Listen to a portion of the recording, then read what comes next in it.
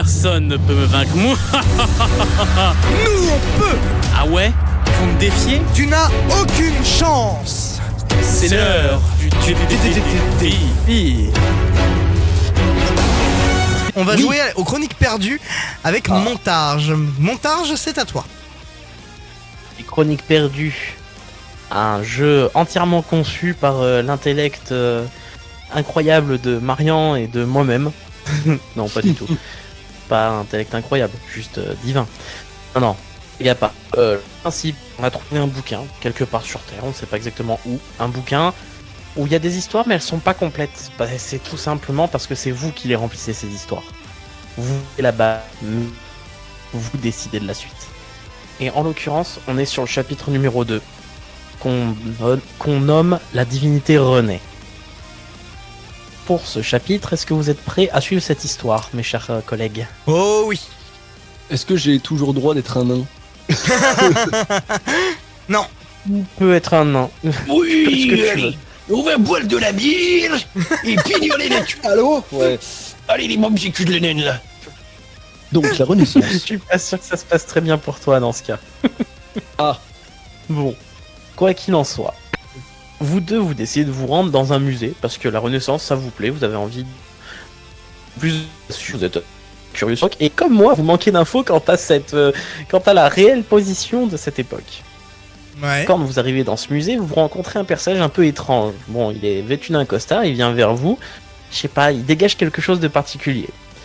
Il vous dit, si vous voulez vraiment en apprendre plus sur la Renaissance, moi j'ai un test à vous poser. Mais je vous en dis pas plus pour l'instant. Prenez cette paire de lunettes et je vais vous faire tester ce que c'est la Renaissance. Donc, vous prenez les lunettes, vous les mettez et en fait, vous vous retrouvez sur un autre plan d'existence. Un plan supérieur, un point de vue. En fait, la Renaissance, vous n'y êtes pas, vous y assistez et vous en faites ce que vous voulez. Ah. Ah. Ça c'est bien ça. Oui. Et la première chose que vous allez voir, c'est un homme qui est en train de s'affairer dans son atelier. Un homme du nom de Gutenberg. Bonjour Et Gutenberg. il est en train de se creuser la tête pour pouvoir faire plus de copies d'ouvrages, des bouquins qui ne prennent pas 3 ans à relier. Et aussi pour pouvoir vivre plus convenablement. Parce que le gueux, il a quand même un certain nombre de dettes. Maintenant, vous avez le choix. Soit vous le faites aller dans un vignoble pendant les vendanges. Soit vous détruisez tous ses travaux. Parce que c'est marrant. Soit vous allez le faire rencontrer un prêtre à l'église. Ah. Pourquoi Non, on va pas détruire ces travaux, ça n'a aucun sens. Pourquoi on ferait ça? On n'est pas des malfrats? Ouais, non. Vous voulez? Ah, en vrai, j'aurais bien dit ça pour le fun, mais... Un peu d'honneur, cher ami. Ah, prêtre. Ouais, Prêtre. prêtre. Très bien. Le prêtre. Que là, contre putain, et l'homme passe bien. Mais l'homme veut lui poser une question. Une question, et cette question, vous décidez de la clé. Savoir la langue de Dieu est-elle nécessairement le latin? Ou est-ce que vous recherchez un relieur pour vos ouvrages? Le latin. Je serais parti sur relieur, mais... Je te suis pour celle-là. Allez, y a pas de relieur, souci. relieur, allez. Relieur? Allez, relieur. Je te suivrai sur la prochaine. Pas de souci. Donc, suite à cette question, le prêtre recherche effectivement un relieur pour ses ouvrages. Gutenberg est donc employé à cela. Le problème, c'est que maintenant, il ne peut pas évoluer. Il ne peut pas créer l'imprimerie. Et vu le temps que ça met d'écrire un bouquin, il n'a pas la thune pour s'en sortir. L'imprimerie n'avance donc pas. Le futur devra se débrouiller soit par l'invention de quelqu'un d'autre, soit sans imprimerie. Quand tu disais que Gutenberg ne peut pas évoluer, ça m'a fait penser à un Pokémon. Voilà, c'est tout. Super. Ouais, bah là pour le coup, il peut pas évoluer. Il a une pierre stable. Une balle. Gutenberg évolue en Gutenberus. Alors, sur un autre plan de réalité, 40 ans plus tard, une découverte majeure pour la mondialisation telle qu'on la connaît aujourd'hui est sur le point d'être faite. Tandis qu'un navigateur du nom de Christophe Colomb, sur son bateau, fonce sans encombre vers sa destination. Et vous avez le choix. Soit vous êtes bateau vide, soit non, soit vous ne détournez pas son bateau. C'est votre choix. Tu peux répéter? Bien sûr. Christophe Colomb, là, il est déter. Il Oui, va là, chercher il est les Indes, déter, je mais ne c'est sais quoi les bref, trois il va propositions toujours avec son- Soit vous faites en sorte que son bateau aille vers le sud, soit vous faites en sorte que son bateau aille vers le nord, soit vous faites en sorte que son bateau ne bouge pas et fasse ce qu'il a à faire comme c'est prévu. Le Nord. On va aller voir notre famille, Allez, le nord. nos amis les nains. Très bien. Il va s'échouer. Le vent conduit le bateau vers le nord, mais bien évidemment, le nord, c'est large. Il y a Le plusieurs nord. endroits où vous pouvez aller. Soit le nord fixe, soit le nord-ouest. Nord-ouest. Nord-ouest. Le cheminement est compliqué, mais la réussite... Le bateau de Christophe Colomb réussit à aller à un endroit. Cet endroit, c'est le Canada. Ah. Excellent Il choix. découvre donc, il découvre donc le Canada ainsi que sa population, le froid de canard qui s'y trouve, mais sa population est un peu hostile. Oh, bon, il réussit quand même à se faire un chemin et découvre en avant-première et réussit à apporter à l'Europe le sirop d'érable qui était déjà cultivé à cette époque. Oh, yes. Excellent ça. Vous apportez Ouais, du tout est sirop gagné. d'érable en Europe avant les pommes de terre et les tomates. C'est beau. Normal. Du coup, on n'aura pas de truffade à cause de vous. Merci les gars. Je Sur un suis autre prêt, plan, c'est la vie. 90 ans plus... Sur un autre plan, 90 ans plus tard, un scientifique polonais du nom de Copernic cherche à publier ses recherches chez son idée de l'astronomie réelle, à savoir le fait de l'héliocentrisme. Est-ce que la Terre tourne autour du Soleil ou le Soleil tourne autour de la Terre? Vous avez deux choix. Soit vous poussez le scientifique à se faire relire par les grands hommes de l'époque, soit vous le poussez à publier ses recherches envers et contre tous. Le soleil est plat.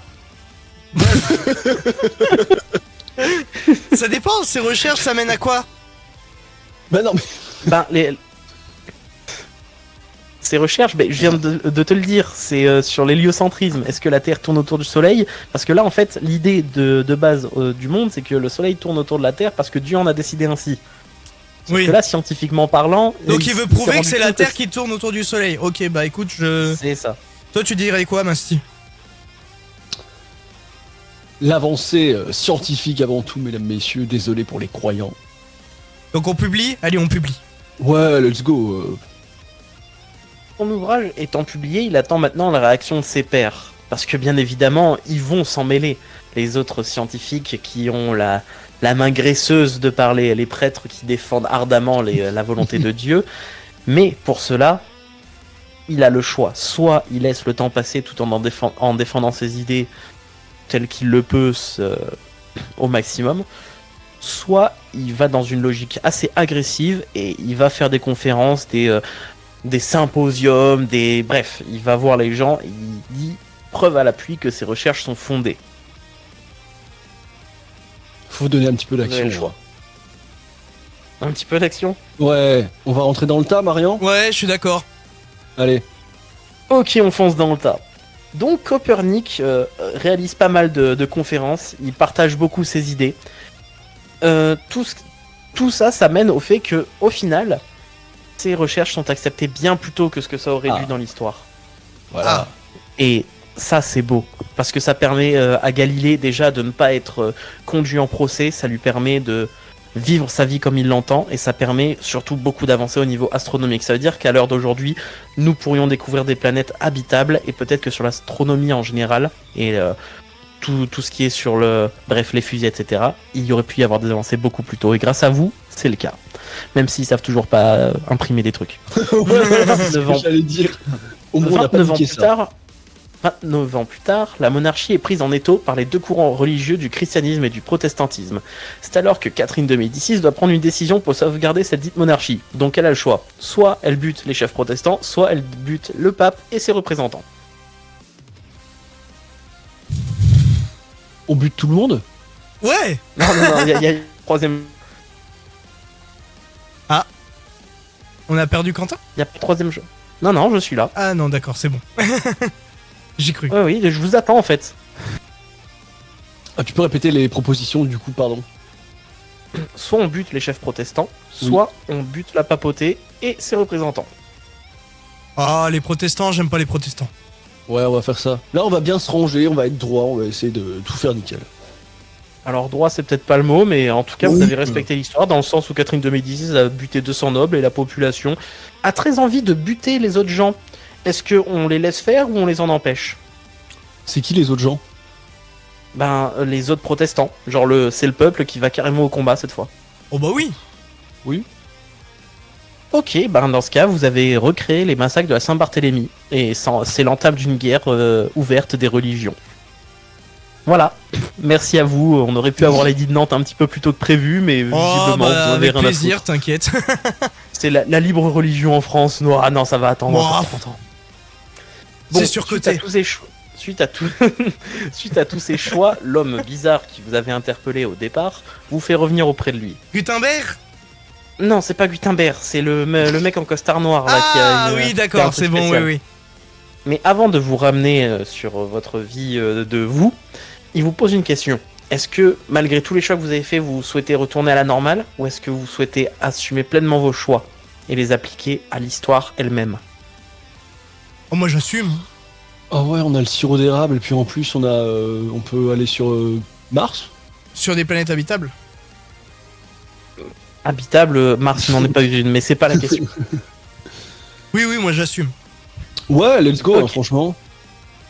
En tout cas, quelle que soit la réponse, ce fameux être proche du divin révèle ses intentions. Il souhaitait tout simplement voir ce que l'humanité ferait d'un pouvoir qui dépasse son entendement, à savoir modeler l'histoire telle qu'il le souhaite, et savoir s'il serait égoïste ou s'il œuvrerait au bien commun, ou même encore s'il décide de ne pas bouger l'histoire, ne pas bousculer un équilibre très fragile. En l'occurrence, vous avez décidé de modeler l'histoire selon vos termes, et ce n'est pas forcément pour le mieux, car certes il y a des avancées, mais il y a aussi beaucoup de recul. L'imprimerie aurait pu permettre à plein de gens de se cultiver. Les scientifiques ne sont plus aussi cultivés qu'avant. Et au final, l'astronomie n'avancera peut-être pas. En d'autres termes, par votre égoïsme, vous avez prouvé que l'humanité était basse, faible et très soumise à ses instincts. Oh, waouh. Putain, C'est moi beau. qui voulais manger du Fin de ce papier. C'est un détail, Voilà. c'est un détail. Bon, bah, c'était une belle histoire, ça. Je suis content. Oui. Je suis content. J'ai hâte d'être la semaine J'espère que ça vous prochaine. a plu. Ouais, franchement, pas mal. J'ai hâte d'être la semaine prochaine. On donnera les thèmes pour les gens, pour qu'ils puissent voter tout à l'heure en fin Il y d'émission. a un thème, c'est l'Antiquité romaine. Bon, bah, Pour ce le sera coup, je n'ai pas l'Antiquité de- romaine. Voilà. Voilà, parfait. Nickel. c'est On va dit. aller voir Galilée. Bienvenue dans Onde Positive,